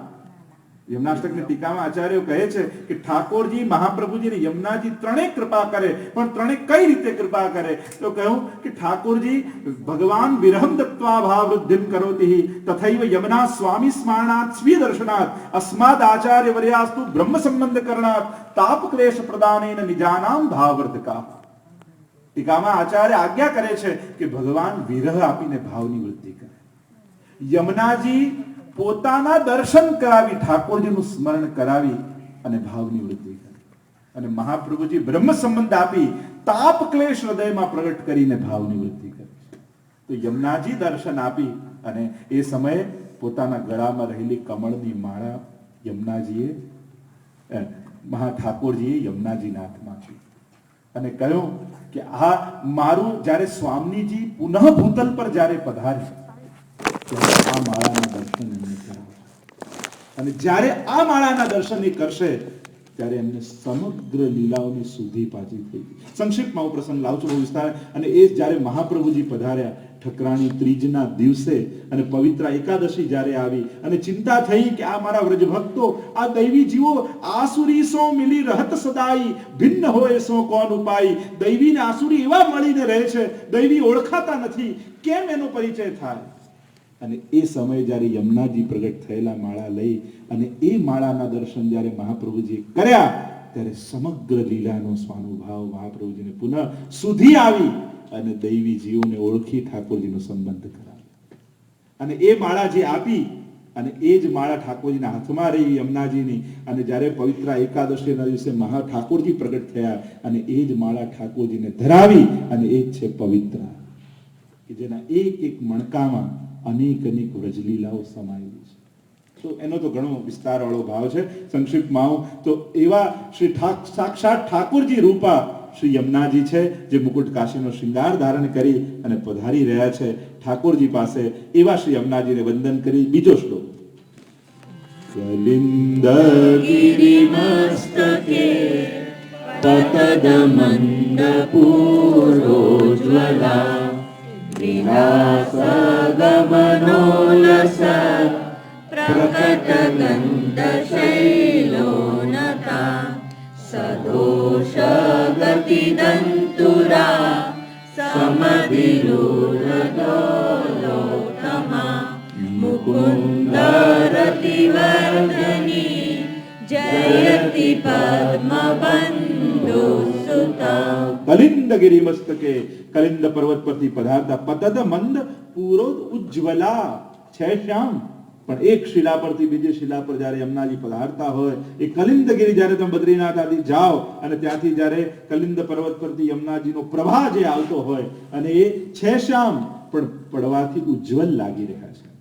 વિલાસ ગમનોલ્લસત પ્રકટ ગંડ શૈલોન્નતા. અને વિલાસપૂર્વક ગતિ કરતા એક શિલા પરથી બીજી શિલા પર પડતા સઘોષ ગતિ દંડોરા, ઘોષપૂર્વક અવાજપૂર્વક માનો નવ દુલ્હની આઈ ગવને. કઈ રીતે ગતિ છે? 41 પદમાં તો કહ્યું કે જેમ કોઈ કન્યાના વિવાહ થયા હોય ને એનું આણું થતું હોય અને જેમ પતિને મળવાની ઉત્કંઠા એના હૃદયમાં હોય અને મધુર મધુર ગાન કરતી કરતી એને જ્યારે ડોલીમાં બેસાડી અને જ્યારે પતિને ત્યાં લઈ જવામાં આવે એમ યમુનાજી પણ જાણે ગંગોત્રીથી જ્યારે યમનોત્રીથી જ્યારે પધારે ત્યારે પ્રભુને મળવાની ઉત્કંઠા લઈને જેમ દોડી રહ્યા હોય એવું લાગે. અને જ્યાં વ્રજમાં આવે એટલે પાછો પ્રવાહ શાંત થઈ જાય. જો એ જ યમુનાજી છે પણ એનું પાન તમે ત્યાં કરો કલિંદ ત્યાં જ્યાંથી જમનોત્રીમાં, એ જ યમુનાજી દિલ્હીમાં પણ છે ત્યાં પાન કરો, એ જ યમુનાજીનું વ્રજમાં પાન કરો. ત્રણેયમાં ફરક છે. એ જ પ્રભુ છે.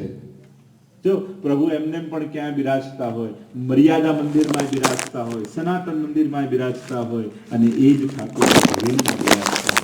ફરક છે. એના દર્શનનો સેવાનો બધામાં ફલનો ભેદ થઈ જાય છે. સ્વરૂપ વિભેદેન ફલ ભેદો અત્ર સંસ્થિતઃ. સ્વરૂપના ભેદથી ફલમાં પણ ભેદ થાય છે. જો આ આખી શાસ્ત્રોક્ત ચર્ચાઓ છે કે દેવી દેવતાઓ શું આપે, ભગવાન શું આપે, પુષ્ટિ પુરુષોત્તમ કોણ છે, બ્રહ્મ કોણ છે, મર્યાદા પુરુષોત્તમ કોણ છે, શાસ્ત્રો એની ચર્ચા કરી છે. આપણે ભલે એમ કહી દઈએ કે બધું એક જ છે ને, પણ જેણે શાસ્ત્ર અધ્યયન કર્યું હોય, તમે કેટલી પુસ્તકો, ઘણા કે આવું ક્યાં લખ્યું છે, ભાઈ તમે કેટલી ચોપડીઓ વાંચી? ઘણા એમ કે આમ થાય, આમ ચાલે, આમ ન ચાલે, આમ ચાલે, કે આવું બધું શું હોય? ભાવ જોઈએ. અરે ભાવ જોઈએ, જેનામાં ભાવ છે એ જ બધું કરે. ભાવ નથી એ જ એક્સક્યુઝ ગોતતા હોય, આ નહીં કરી તો ચાલે, આ નહીં કરી તો ચાલે. આ ચાલે ચાલે તો જેનામાં ભાવ નથી એ કરે. ભાવ છે તો એનું પ્રમાણ જ કે બધું જ કરવા તૈયાર છે જે ઠાકોરજીને ગમે. આપણે ઊંધું વિચારીએ પ્રભુ તો ભાવના ભૂખ્યા છે, જે પણ કરો ચાલે. તમને કહ્યું પર્સનલી ઠાકોરજી કે હું ભાવનો ભૂખ્યો છું? જે દિવસે તમને પર્સનલી ઠાકોરજી એમ કે હું ભાવનો ભૂખ્યો છું, કઈ નહીં કરો ચાલશે, એ દિવસે બધું જ ચાલશે. પણ જ્યાં સુધી ન કહે ત્યાં સુધી મહાપ્રભુજીની મર્યાદામાં રહે. ત્યાં સુધી આજ્ઞામાં રહેવું. કારણ શ્રી કૃષ્ણ હાર્દવિત. મને એમ થાય ક્યારેક સર્વોત્તમ સૂત્ર જોયું, શ્રી વલ્લભનું સ્વરૂપ કેવું છે. મહાપ્રભુજી પુષ્ટિ માર્ગને સમજતા પહેલા મહાપ્રભુજીને સમજાવ્યું, અને જે દિવસે મહાપ્રભુજી સમજાઈ ગયા એ દિવસે આ માર્ગની મહત્તા ખબર પડશે કે કોનો આ માર્ગ છે અને શું આ માર્ગમાં છે, કેમ આટલી વિશેષ, કેમ આ પૃથક છે, કેમ શ્રેષ્ઠ છે, કેમ અન્ય કરતા શ્રેષ્ઠ અને મહાન આ માર્ગ છે. એ વસ્તુ આપણને બધા સમજાવે છે, પણ બધા સારું સારું લગાડવાનું બોલે છે, પણ સત્ય વાત, શાસ્ત્રોક્ત વાત કોણ કરશે? જો સમાજમાં ઘણીવાર સારા ક્રિટિક્સોની પણ જરૂર છે, મને એમ લાગે છે. કારણ કે ટોકનારા આજે સમાજમાં ઓછા થઈ ગયા કે આ ખોટું ના સાચું બતાવે કોણ? જો બધાને જ મન ફાવે એવું જ કરવાનું હોય તો ધર્મની દશા શું થશે? આજે સંપ્રદાયો આપણને વાડાઓ લાગવા મળે. આ વાડા નથી, આ તો વ્યવસ્થાઓ છે પોતાના ઈષ્ટને પામવાની. શરીર, હાથ, પગ જેમ છે, આંખો છે, આ તમારા શરીરના ભાગલા ન કહેવાય, આ ભાગ કહેવાય, ભાગલા ન કહેવાય. ભાગ અને ભાગલામાં બહુ મોટો ફરક છે. માર્ગ, સંપ્રદાય એ ભાગ છે હિન્દુ ધર્મનો, ભાગલા નથી. અને જો બધા જ ભાગ જુદા પાડી નાખો તો શરીર રહેશે જ ક્યાં? એમ સંપ્રદાયો બધા છૂટા પાડી દેશો તો હિન્દુ ધર્મ કોને કહેશો? એટલે ભાગલા નથી, આ ભાગ છે, અભિન્ન અંગ છે કે જેના કારણે આ સુશોભિત છે. એટલે એક બહુ મોટી ખોટી માન્યતા, કારણ કે મૂળ શાસ્ત્રોક્ત ગ્રંથ જોતા નથી આપણે લોકો. અહીંયાથી કેટલા બેઠા ત્યાં 16 ગ્રંથ બિરાજે છે, ભાગવતજી બિરાજે છે, ગીતાજી બિરાજે, 84 252 બિરાજે છે. અને બિરાજે છે તો કેટલા ખોલે છે, કેટલા ખોલીને કેટલા વાંચે છે, અને જેટલા વાંચે છે કેટલા લોકો સમજે છે. તો મૂળ વાત, મૂળ ગ્રંથો. હિન્દુ ધર્મની એક બહુ મોટી મુશ્કેલી એ છે કે ઓથોરાઇઝ પર્સનો પાસેથી પ્રોપર નોલેજ મળતું નથી. આપણું પુષ્ટિમાનું નોલેજ ક્યાંથી આવ્યું?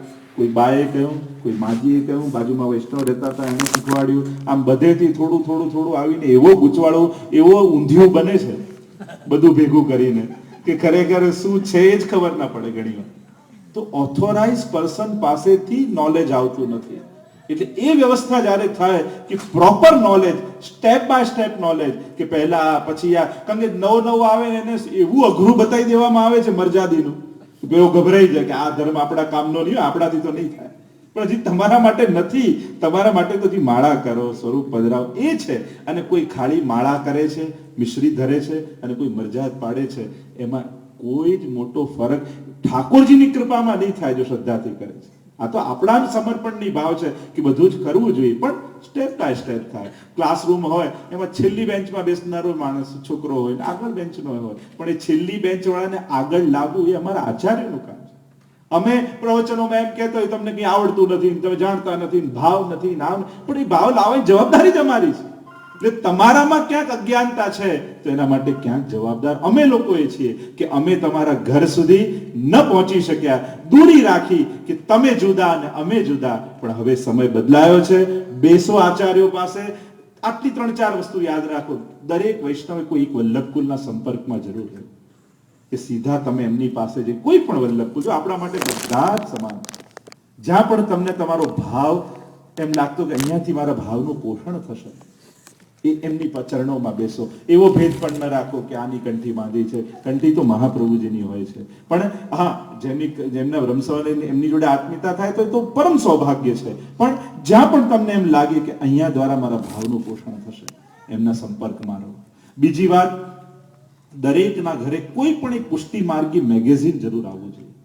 કારણ કે તમે બધી પુસ્તકો નથી વસાવી શકતા, અઘરું નથી સમજી શકતા, પણ કોઈ પણ એક મેગેઝિન પણ આવતું હશે ને એટલા 24 પાના પણ વાંચો ને તો બહુ મોટી વાત થશે. અને ત્રીજું, દરેકના ઘરે કોઈ એક સ્વરૂપ, ભલે પુષ્ટાયેલું ન હોય તો ચંસ્પશ વાળું પણ એવું સ્વરૂપ પુષ્ટાવજો કે એને પાછા પુષ્ટાવી શકાય. કારણ ઘણીવાર શું થાય કે ઉતાવળમાં કોઈ પણ સ્વરૂપ ચંસ્પશ વાળું લઈને પધરાવી દઈએ, પછી 5-7 વર્ષ થાય કે પછી મને તો ભાવ આમાં જ છે, હવે બીજું હું ન પધરાવું. અને આપણી મર્યાદા કે ચિત્ર વાળું હોય કે એ હોય ચિત્રકામ વાળું એ જ પુષ્ટાવાય. તો એવા ચણસ્પર્શ વાળા કરાવજો કે જેને તમે પુષ્ટાવી પણ શકો. તો એવા સ્વરૂપ દરેક નગર. આટલી 3 વાત આજે જન્માષ્ટકના ફળ રૂપે તમે બધા સ્વીકારજો તો એક ક્રાંતિની શરૂઆત થશે આપણા સમાજમાં. તો મૂળ વાત પર આવું તો મને યાદ નથી અપાવતા. કલિંદગિરી મસ્તકે પતત મંદ પૂરોજ્વલા વિલાસ ગમનોલ્લસત પ્રકટ ગંડ શૈલોનતા સઘોષ ગતિ દંતુરા. અને યમુનાજી જાણે મળવા માટે પ્રભુને દોડી રહ્યા છે. સમધિરૂઢ દોલોત્તમ, અને કેવા લાગી રહ્યા છે. એક શિલા પરથી બીજી શિલા પર પડે ને તો જાણે કોઈ ઝૂલા ઉપર બિરાજીને ઝૂલતા ન હોય યમુનાજી, એવા દર્શન થાય. યા બીજો અર્થ દોલોત્તમાનો કર્યો કે ડોલી માનો નવ દુલ્હની આઈ ગવને. 41 પદમાં જે કહ્યું કે ડોલીમાં બેસી આનું આણું થઈ રહ્યું હોય કોઈ કન્યાનું, એવા ભાવ યમુનાજીમાં પ્રગટ થયા. જો આપણે ત્યાં પ્રશ્ન કર્યો કે નવાય કે નહીં, યમુનાજીમાં કેટલી વાર સ્નાન કરાય, તો યમુનાજીના 3 સ્વરૂપ મહાપ્રભુજી બતાવ્યા: આદિ ભૌતિક, આધ્યાત્મિક અને આદિ દૈવિક. અને જે સ્વરૂપ જોઈને તમે આશ્રય કરશો એવો ફળ પામશો. ભૌતિક સ્વરૂપ એટલે નદી રૂપે યમુનાજીને જોવા, એ ભૌતિક સ્વરૂપ છે. અને એમાં પાન કરવાથી શું થશે કે તમારી તરસ બુઝાય, બીજો વિશેષ પણ ન મળે, કારણ ભૌતિક નો આશ્રય કર્યો. બીજું છે આધ્યાત્મિક સ્વરૂપ યમુનાજીનું, એટલે કે તીર્થ સ્વરૂપ.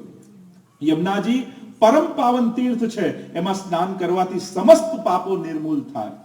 અને એ તીર્થ રૂપ ભાવથી જ્યારે સ્નાન કરો તો તમારા સમસ્ત પાપો જાય છે, વિશેષ ફળ નથી મળતું, પાપથી મુક્તિ થાય છે. એટલે સ્નાન કરવું અપરાધ નથી, પણ ઉત્તમ ફળ ન કહેવાય.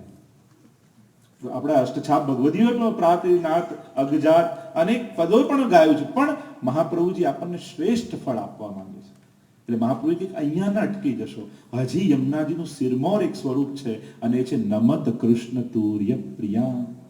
ઠાકોરજીના વ્રજમાં 4 યુથ છે, 4 ગ્રુપ ગોપીજનોના છે, અને એમાં ચોથા યુથના અધિપતિ શ્રી યમુનાજી છે.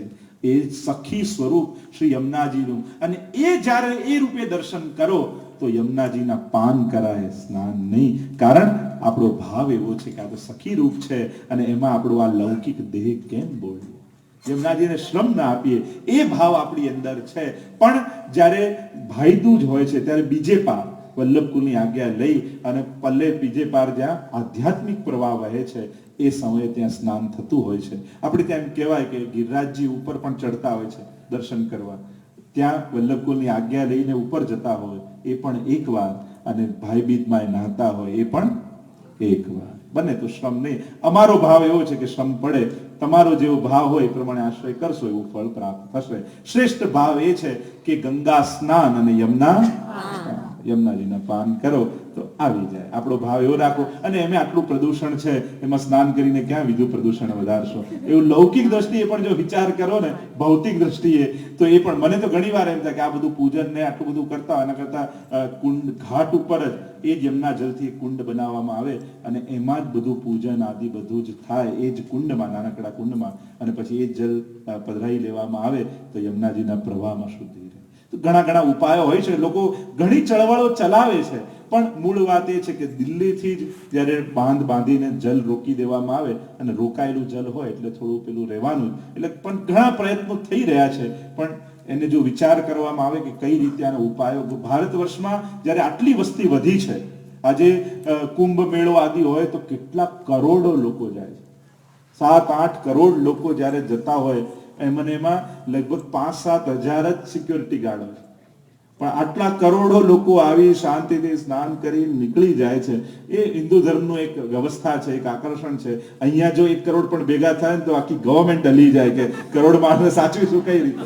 તો એ ભારતની મહાનતા છે કે ત્યાં બધું આ બધું આવીને જતાય રહે છે, અને ત્યાં ટ્રેનની સગવડ હોય ને બધું બધી રીતે થઈ જાય છે. હવે ઇન્ડિયામાં એ છે કે બધું પાર પડી જતું હોય છે. એ મહત્તા છે આપણા તીર્થોની, મહાપુરુષોની, સંતોની, કે આ બધું થઈ રહ્યું છે.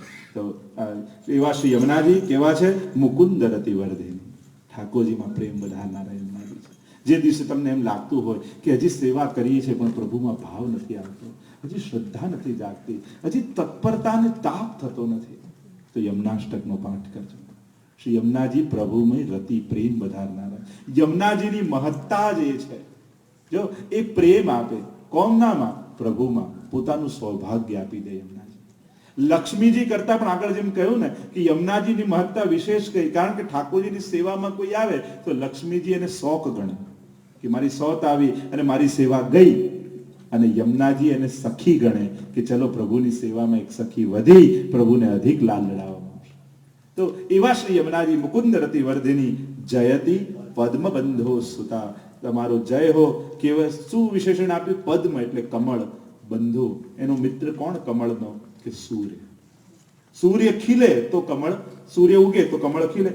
પદ્મ બંધો એટલે સૂર્ય, અને સુતા એટલે કે સૂર્ય પુત્રી શ્રી યમુનાજી. યમુનાજી સૂર્યના પુત્રી છે, પણ એમાં પણ અનેક ભાવ છે. ભૌતિક રૂપે અને આધ્યાત્મિક તો નારાયણના હૃદય કમળમાંથી પ્રગટ થયા છે શ્રી યમુનાજી. તો એવા શ્રી યમુનાજી કેવા છે? ભુવમ ભુવન પાવની મધિગતા મનેકસ્વનૈ પ્રિયાભીમસેવિતા સુખમયુરહંસાદિભિ તરંગભુજકંકણ પ્રકટમુક્તિકા ભાલુકા નિતંબતટસુંદરી નમત કૃષ્ણ પ્રિય પ્રિયા. ભુવમ ભુવન પાવનિમ અધિગતામ અનેકસ્વન, અનેક ભુવનોને પાવન કરતા. પ્રિયાભિરીવ સેવિતામ શુક મયુર હંસાદિભિ, પ્રિયાની જેમ શુક મયુર દ્વારા સેવિત.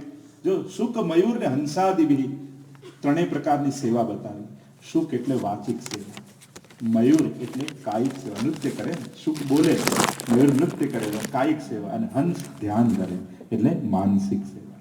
ત્રણેય દ્વારા શ્રી યમુનાજી સેવિત છે. શુક મયુર હંસા તરંગ. હવે યમુનાજીના દર્શન પ્રગટ નયન લીલા દિખાવે. અહીંયા ઉધારની વાત નથી. મહાપ્રભુ તો પ્રગટ નેત્રોથી કેવા યમુનાજીના દર્શન મહાપ્રભુજી કરે. તરંગ ભુજ, તરંગો છે ને ભુજાઓ, કંકણ પ્રકટ મુક્તિકા વાલુકા. અને જ્યારે સૂરજની કિરણ પડે ને યમુનાજીની લહેરો ઉપર, ત્યારે યમુનાજીના લહેરોમાં ઠાકોરજીની ચરણ રજની વાલુકા હોય, રેતી હોય, કણો હોય. અને એ જ્યારે સૂરજની કિરણ એ કણ ઉપર પડે એટલે કણ ચમકે લહેરોમાં રહેલા. એટલે મહાપ્રભુના કેવા દર્શન થાય? તરંગ ભુજ છે, ભુજા છે, અને એમાં યમુનાજી કંકણ પહેર્યા છે, એના મોતી ચળકી રહ્યા છે. એવા યમુનાજીની હવે તમે જ્યારે પણ યમુનાજીના ઘાટ પર જાઓ ને તો યમુનાજી તમને દર્શન આપે જ છે. તમે ધ્યાનથી જો દર્શન કરો તો જેમ સૌથી પહેલા ઘાટ પર જાઓ, જેમ એક શુદ્ધાતુર બાળક હોય, મા પાસે આવે તો મા શું કરે? પેલા બાળકને જુએ, એટલે બાળક ઘૂંટણીએ ભરતું ભરતું મા પાસે આવે, એટલે મા પોતાના હાથથી ખોળામાં લઈ લે અને જાણે કે બાળક ક્ષુધાતુર છે, પયપાન કરવા માંગે છે, એટલે ખોળામાં રહેલા બાળકને ગોદમાં બેસાડી દે અને ગોદમાં બેસાડી પોતાના પયના પાન કરાવે. તો યમુનાજી પણ આપણી માં છે અને આ જીવ બાળક છે. એટલે તમે જ્યારે વ્રજમાં જાઓ, વ્રજમાં ઉતરીને જ્યારે ધર્મશાળામાં સ્નાન કરીને સૌથી પહેલા ક્યાં આવો? વિશ્રામ ઘાટ.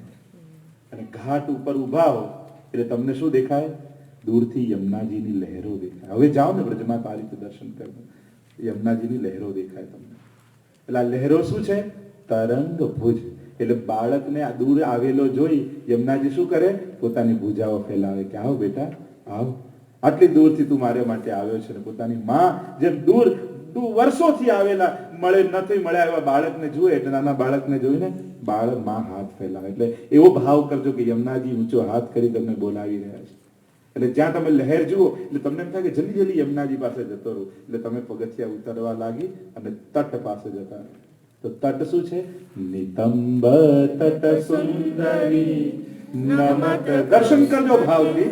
એટલે યમુનાજી શું કરે? તરંગ ભુજ એટલે તમને ગોદમાં લે, પોતાની તરંગ ભુજ દર્શન કરાવી લહેરોના, તમને હાથથી ખોળામાં લઈ લે અને ગોદમાં લઈ હાથથી શું કરે? પયપાન કરવા આવ્યા છો ને એટલે ગોદમાં બેસાડી લે. નિતંબ તટ સુંદર. તમે શું કરો? તટમાં જઈને બેસી જાઓ અને તટમાં બેસીને શું કરો? હાથમાં જલ ન જાતુ યમ યાતના ભવતી તે પયમ પાન. અને યમુનાજી પોતાના પયના પાન કરાવી તમારી વર્ષોની તૃષાને શાંત કરી. તો નયન પ્રગટ અને એમાં પણ વીચી જો મળી જાય, એમાં ભ્રમર દેખાઈ જાય, યમુનાજીમાં જો કમળ દેખાઈ જાય, તો આના બધાના ભાવ અષ્ટપદીમાં શ્રી ગુસાઈજી પ્રભુ ચરણ બતાવે છે. સમય અભાવ છે નહીં તો એક તમને એમ લાગે કે યમુનાજી પ્રગટ બિરાજે છે વ્રજમાં. તમે દર્શન કરો ને, જો ગુરુ આંખો આપે, આપણને દ્રષ્ટિ આપે, તો ક્યાંય આકાશ તરફ જોવાની જરૂર નથી. જે જુઓ છો ને એમાં જ બધી લીલા દેખાય. બસ દ્રષ્ટિ જોઈએ. ક્યાંય કઈ આકાશથી ચમત્કાર થવાનો નથી. મહાપ્રભુજી સુરદાસજીને લઈ ગયા ગોકુલ, કહ્યું સુરદાસ ગોકુલ કે દર્શન કરો. બસ આટલું બોલ્યા અને બધી લીલાઓ પ્રગટ દેખાવા લાગી. એમ ગુરુ દ્રષ્ટિ, આંખો ભગવાન આપે પણ દ્રષ્ટિ ગુરુ આપે.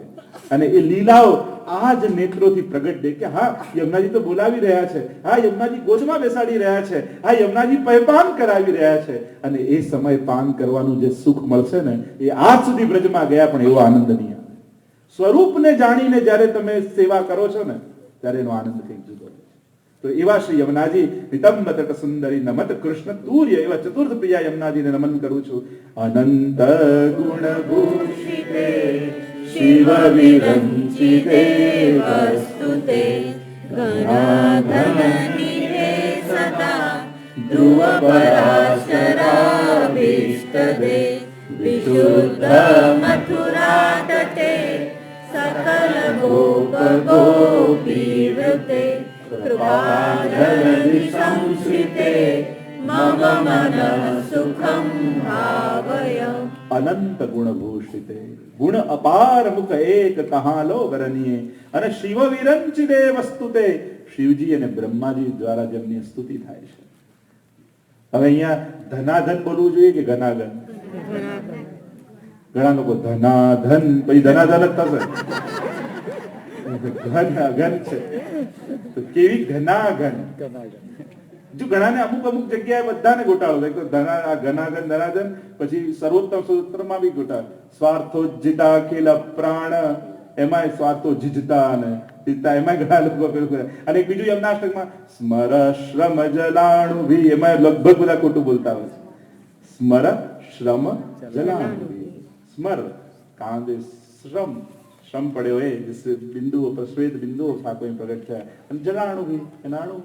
તો અહીંયા ઘના ઘન એટલે મેઘ જેવી આભા વાળા વરસવા વાળા વાદળ જેવા. અને વાદળ વરસે ત્યારે અધિકાર જોતો નથી, પાત્રતા જોતો નથી, એ તો બધામાં સમાન રૂપે. આપણી યમુના મૈયા પણ એવી જ છે. તમે આટલી માળા કરો કે પેલી માળા કરો, યમુનાજી કૃપા કરવામાં નહીં જુએ. હા, તમારું જેટલું પાત્ર હોય એટલું તમે ભરી શકો. 20 ઇંચ ગામમાં વરસાદ થયો હોય પણ અગાસી પર કોડિયું પડ્યું હોય ને તો કોડિયામાં તો કોડિયા જેટલું જ આવે, ભલે ગામમાં 20 ઇંચ થયું. એટલે કે વરસવા વાળાનો કોઈ વાંક નથી. હા, ઝીલવા વાળાનો વાંક હોઈ શકે. કોઈ માથે પાણી ભરીને બેલડું લઈને જતી હોય ગોપી અને કાણું હોય ને બધું પાણી ઢોળાઈ જાય તો પેલી કે આ પાણી કેવું છે, વારે ઘડીએ ઢોળાઈ જાય. તો પાક વાણીનો કે ઘડાનો? પાણીનો કે ઘડાનો? એમ આપણે બધું સાંભળીએ ને યાદ આપણને ના રહે તો વાંક કથાનો કે આપણો? આપણે બધા કથાનો વાંક કાઢી કે આ કથા નથી સમજાતી. વાંક તો અહીંયા ક્યાંક કાણા પડ્યા છે એટલે વહી જાય છે. તો ઘના ઘન નિભે સદા ધ્રુવ પરાશરા વિષ્ટદે. ધ્રુવજી અને પરાશરને અભિષ્ટ ફળ આપનારા એમના જ છે. આપણે એમ માનીએ કે ધ્રુવજીએ તપ કર્યું ને પ્રભુ રાજી થઈ ગયા. અરે તપ તો હજારો ઋષિઓ હજારો વર્ષ સુધી કરે છે તોય પ્રભુ રાજી નથી થતા. અને ધ્રુવજીએ પિતાના ગોદમાં બેસવા માટે તપ કર્યું, પ્રભુ આટલી જલ્દી રાજી થઈ ગયા? એ કૃપા તો યમુનાજીની હતી.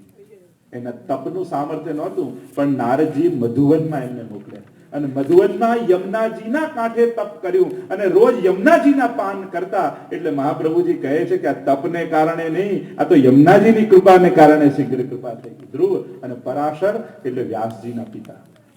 મત્સ્યગંધા ન કરવાનું કૃત્ય થવું, કોઈ અસુર પેદા થવો જોઈએ પણ યમુનાજીનો ઘાટ હતો તો પ્રભુના જ્ઞાન અવતાર એવા વ્યાસજીનું પ્રાગટ્ય થયું. એમ પરાશરને પણ અભિષ્ટ ફળ આપનારા એ છે. વિશુદ્ધ મથુરા તટે સકલ ગોપ ગોપી વ્રતે, ગોપ ગોપીઓથી આવૃત કૃપા જલધિ. બીજી નદીઓ તો સાધારણ સાગરને મળે, યમુનાજી તો કૃપા સાગરને મળે. મમ મનઃ સુખમ ભાવય યયા ચરણ પદ્મજા મુરરીપો પ્રિયમ ભાવુકા સમાગમન તો ભવત સકલ સિદ્ધિદા. યમુનાજી પણ ગંગાજી પણ યમુનાજીના સંગમને કારણે ફળ આપનારા થયા. તદા તયા સદૃશતામિયાત કમલ જાસ પત્ની વયત. આપની સરખામણી લક્ષ્મીજી સિવાય કોની સાથે કરું? પણ એમની પણ એકલી સેવા થતી નથી, કારણ એ તો અનુસેવયા છે. હરિપ્રિય કલિંદયા મનસી મે સદા સ્થિતામ. સદા મારા મનમાં બિરાજો. નમોસ્તુ યમને સદા તવ ચરિત્ર મત્યદ્ભુતમ. કે યમુનાજી આપને નમન હો, આપનું ચરિત્ર તો અદ્ભુત છે.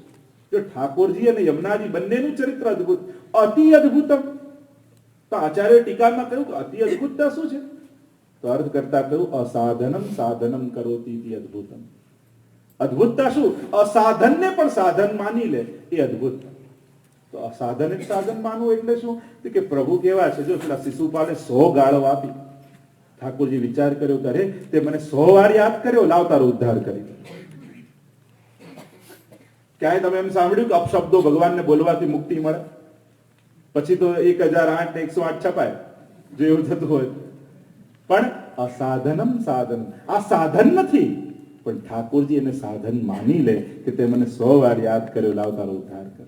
કંસને ભય લાગ્યો, અરે અહીંયા કૃષ્ણ આવશે, હમણાં કૃષ્ણ પત્નીમાં, સિપાહીમાં, દીવાનમાં બધે કૃષ્ણ દેખાય, એવો ભય લાગ્યો. હવે ક્યાંય સાંભળ્યું કે ભય રાખવાથી ભગવાન મળે? પણ કંસને બધે ભગવાન દેખાવા લાગ્યા ભયને કારણે, અને પ્રભુએ વિચાર કર્યો, અરે કંસ, તને તો સર્વાત્મ ભાવ થઈ ગયો, બધે હું દેખાઉં છું, લાવ તારો ઉદ્ધાર કરી. આ છે અસાધનમ સાધનમ કરે. સાધન નથી, પણ એને અજાણે અધર્મી નાહી ગયો તોય માએ કર્યો. યમુનાજી કેવા છે, અજાણતા પણ કોઈ સ્નાન પાન કરી લે એનો ઉદ્ધાર કરી દેનાર શ્રી યમુનાજી. તો આ અદ્ભુત ચરિત્ર વાળા યમુનાજી છે. તવ ચરિત્ર મત્યદ્ભુત ન જાતુ યમ યાતના ભવતિ તે પાનત. અને જે એકવાર પાન કરે ને યમ યાતના થતી નથી. કારણ કે જ્યાં યમુના હે વહાં યમ ના હે. જ્યાં યમુના છે ત્યાં યમ નથી. અને પ્રિયો ભવતી સેવના. છેલ્લે શ્લોકમાં લઈ લો. હવે સમય થઈ ગયો છે એટલે વિરામ તરફ જઈએ. ફળ, યમનાષ્ટકનું ફળ બતાવ્યું. તવાષ્ટકમિદમ મુદા. 5 ફળ યમનાષ્ટક કરશો તો આ 5 ફળ મળશે. પહેલું, સમસ્ત દુરિતક્ષયો, બધા જ પાપોમાંથી મુક્તિ મળી જશે. રોજ યમનાષ્ટક કરનારને એના સર્વ પાપોમાંથી યમુનાજી મુક્ત કરે છે. કારણ કે પાપ કૃપાને આડે નથી આવતા, પણ આપણા સાધનોને આડે આવે.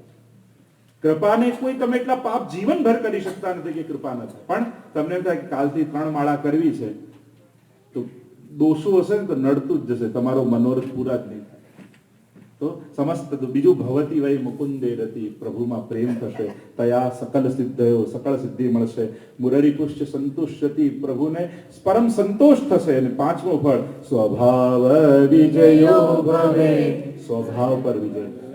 કારણ કે બધાને બીજા ઓછા નડે છે, પોતે જ વધારે નડતો હોય છે. સ્વભાવ વિજયમ શૌર્યમ. એકાદશ સ્કંદમાં પણ ભગવાન કહે છે શૌર્ય શું છે, કે પોતાને જીતવું એ જ શૌર્ય. 100 માણસ એની નીચે કામ કરતા હોય, બધાને કંટ્રોલ કરતો હોય, પણ એ બોસનો પોતાના પર કંટ્રોલ ન. કારણ કે હમણાં છેડતા નહીં, હમણાં મારું ગયું છે. ઘણા તો એવા પેલું કે ક્યાંથી આવે એમ પૂછો કે ચૂલામાંથી, કે એટલે જ આટલો દગે છે, એટલે આટલો ગરમ છે, ચૂલામાંથી આવ્યો છે. સ્વભાવ, જ્યાં સ્વનો અભાવ થઈ જાય સ્વભાવ વિજયો ભવે તેનો. જો કહ્યું કે પ્રભુનો સ્વભાવ યમુનાજી બદલી નાખે. પ્રભુનો સ્વભાવ મુક્તિ આપવામાં પ્રભુ બહુ ઉદાર છે, પણ ભક્તિ આપવામાં બહુ કંજૂસ છે. તો પ્રભુ ભક્તિ આપવામાં પણ ઉદાર યમુનાજીની કૃપા થઈ જાય. ઠાકોરજી વિચાર્યું છે કે આના પર તો કૃપા નથી જ કરવી. જો કૃપા કરવી પ્રભુનો શોખ નથી, સ્વભાવ છે. શોખ કોને કહેવાય? કે જે કરવાની ઈચ્છા થાય ત્યારે કરીએ, ન કરવાની ઈચ્છા થાય ત્યારે ન કરીએ, એને શોખ કહેવાય. પણ સ્વભાવ એને કહેવાય કે ન કરવાની ઈચ્છા હોય થાય તોય જે થાય એનું નામ સ્વભાવ. કોઈ કે કોઈ ક્રોધી હોય ને કોઈ સમજાવ્યું ક્રોધ નહીં કરવો, અને એના મનમાં બેસી ગયું આવતી ક્રોધ નથી કરવો. એનો મિત્ર મળ્યો કે કીધું મેં ક્રોધ છોડી દીધો. ખરેખર છોડી દીધો? આ છોડી દીધો. સાચે છોડી દીધો? ક્યાં છોડી? સાચું કહે છે કે હા ભાઈ કીધું છોડી દીધો એકવાર. આનું નામ સ્વભાવ. ન કરવાની ઈચ્છા હોય તે એમ ઠાકોરજી વિચાર્યું કે આના પર તો કૃપા નથી જ કરવી, આટલો પાપી છે. પણ યમુનાજીની કાનીથી આવે તો એમને પર કૃપા જ કરીને ઠાકોરજી રે. આ પ્રભુના સ્વભાવને પણ બદલનારા યમુનાજી છે. બોલો શ્યામ સુંદર શ્રી યમને. સંક્ષિપ્તમાં આપણે શ્રી યમુનાજીનું દર્શન કર્યું. બાકી યમુનાજીનું સ્વરૂપ તો એવું અગાધ છે કે એનો કોઈ પાર નથી અને એનો કોઈ અંત નથી.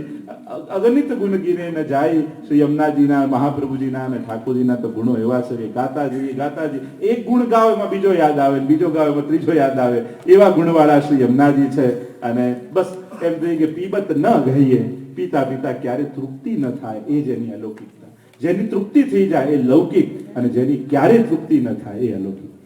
તો આવો અલૌકિક પ્રસંગ આપણને સાંભળ્યો. શ્રી દ્વારકાધીશ પ્રભુના શરણમાં બેસી અને મારું સૌભાગ્ય કે મને યમુનાજીના ગુણગાન કરવા મળ્યા. આજે દ્વારકાધીશ પ્રભુ અતિ પ્રસન્ન થયા હશે કે એમના સ્વામીજીના ગુણગાન આપણે બધાએ મળીને કર્યા. તો સમસ્ત સંસ્થાના ટ્રસ્ટીગણોને, કાર્યકર્તાઓને, ઉપસ્થિત સર્વે મારા આત્મીય વલ્લભીઓને ખૂબ ખૂબ હૃદયથી શુભકામનાઓ પાઠવું છું કે યમુનાજીની કૃપા આપ સૌ પર ઉતરે અને સદા યમુનાજીના ગુણગાન કરતા રહો. અહીંયા બેસેલા દરેક વૈષ્ણવો નિયમ લઈ લે કે એક યમુનાષ્ટક જરૂર કરીશું.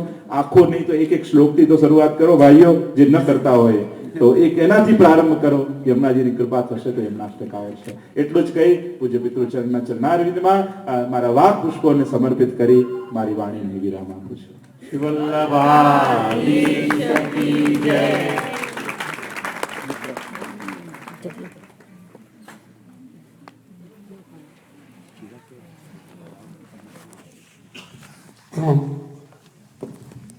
શ્રીમદ